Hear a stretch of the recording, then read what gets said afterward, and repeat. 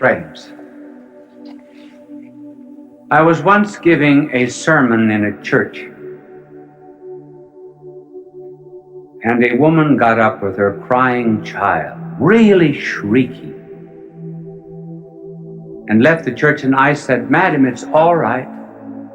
So the child isn't bothering me. She says, "I know, but you're bothering the child."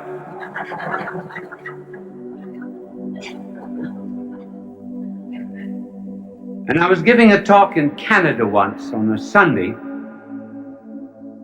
and I noticed that in the theater, there were a number of people, men, taking up a collection. And when they finally came up to the front row, where I could see them very well, I leaned over and I said to one of them, I said, "What's the idea of taking up a collection during this lecture?" He said, "To get better speakers for next year."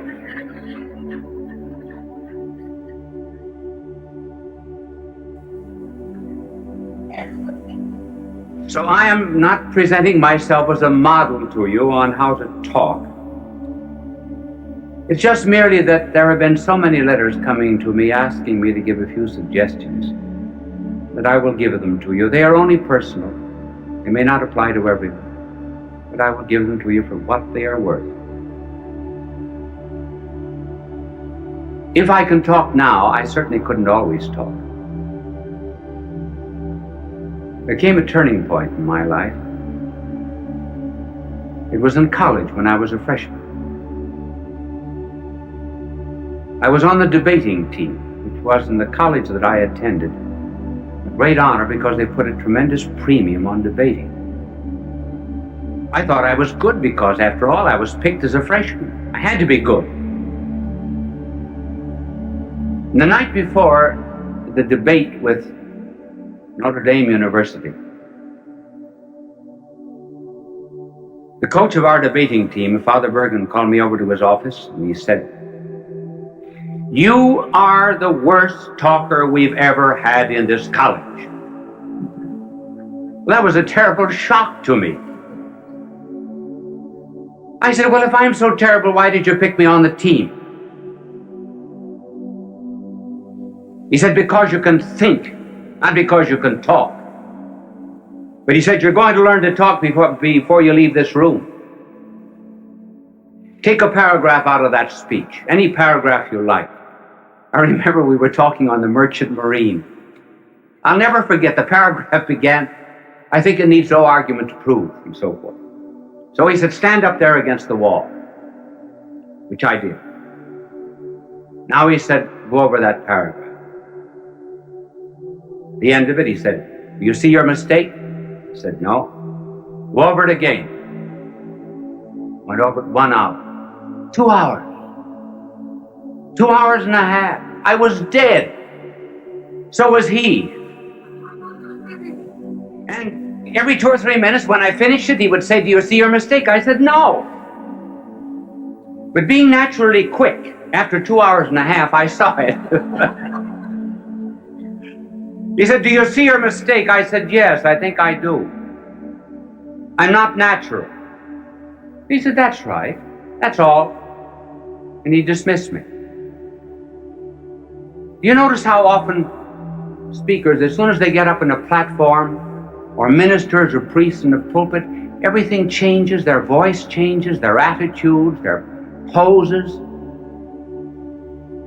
I think many prayers that we say are, we're not talking to God. We're talking to an audience, particularly prayers at banquets, inaugurations, and so forth. And we put on artificial poses. "Oh God, we ask thee to send down upon us thy benediction, thy blessing upon the sailors who are at sea, the merchants at their counting table, the lawyers at their bar." Well, that's not the way people talk. So, being natural and preparing a talk, what would be some suggestions?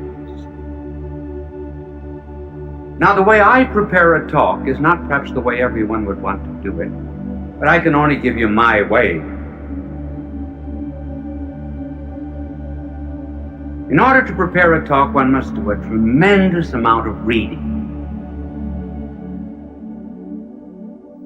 Each one of these telecasts of mine would represent between 20 and 40 hours of study.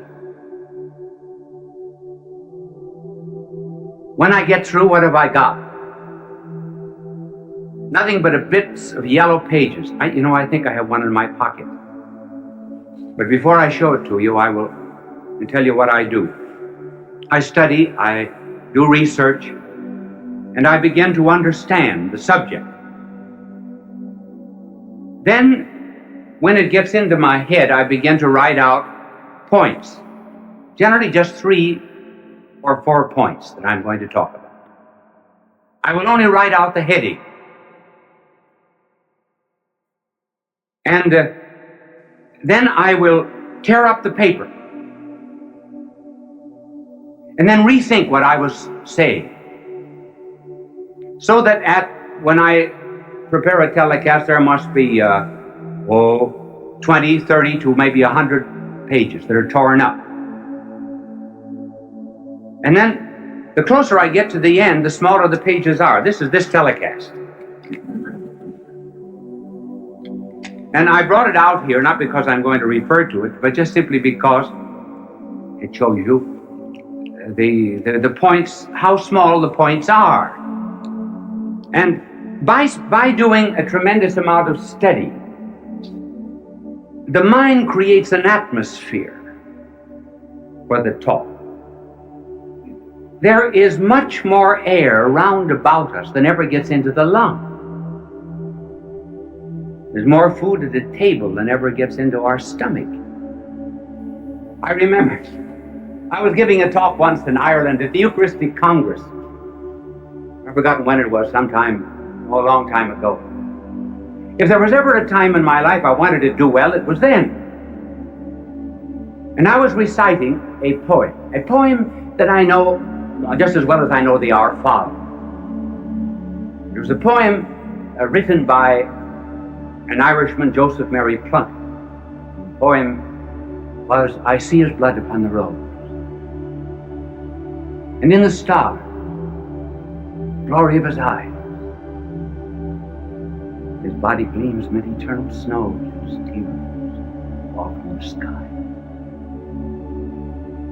I see his face in every flower.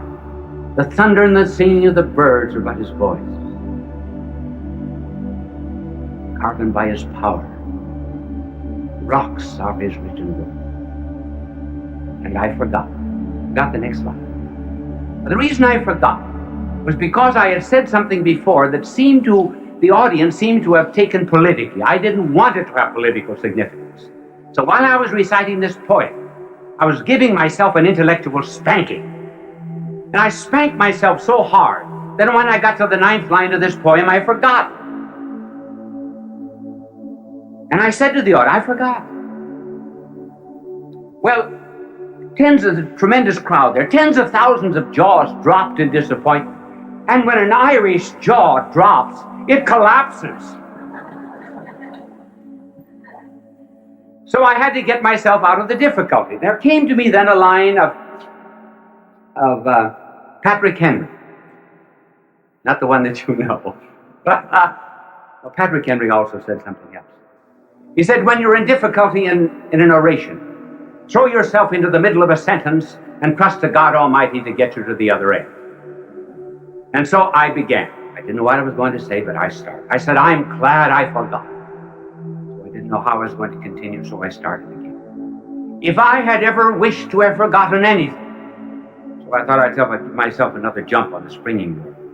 If I had ever prayed to have forgotten anything, I should have prayed to have forgotten these lines of Joseph Mary Plunkett.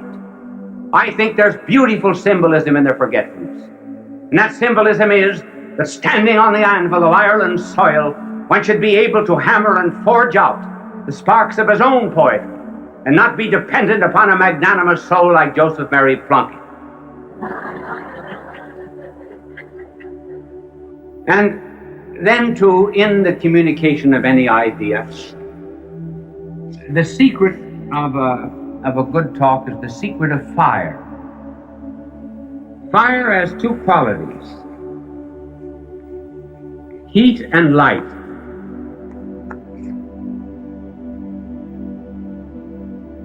The light corresponds to the truth. The heat corresponds to the zeal, to the passion, to the fire.